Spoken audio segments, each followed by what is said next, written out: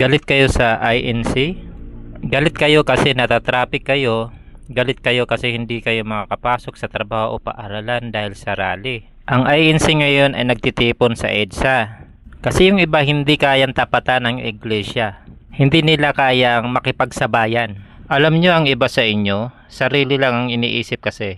Alam nyo sa totoo lang, kami mga iglesia ni Cristo ay natatraffic din naman kami. Kung meron din kayong pagtitipon, bakit? May naririnig ba kayo sa aming mga iglesia ni Cristo? Di ba wala? Hindi kami nagrereklamo, hindi kami nagngangaw-ngaw. Kaming mga iglesia ni Cristo, isa din kaming mamamayan. Pilipino din po kami katulad nyo.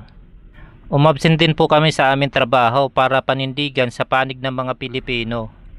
Ang INC ay sumisigaw para sa mga biktima ng baha dahil sa ninakaw ng pundo ng flood control ng mga kawatan sa gobyerno.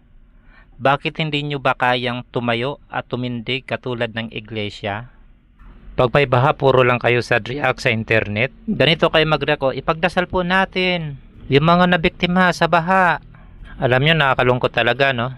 Pero hindi nyo maipakita yung tunay na pagdamay sa mga kababayan nating biktima na rumaragasan tubig dahil sa substandard at ghost flood control project.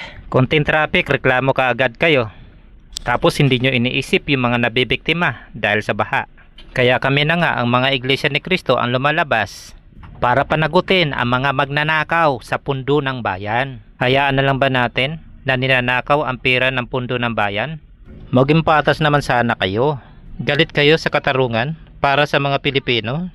Para sa Pilipino ang nakataya dito. Hindi ito para sa iglesia lang, laban natin to. Ano ang pinaghuhugutan ng galit nyo sa aming mga iglesia ni Cristo? Ang iglesia ni Cristo ay gumagawa ng pagkilos kahit nasa maliit na bilang lang kami.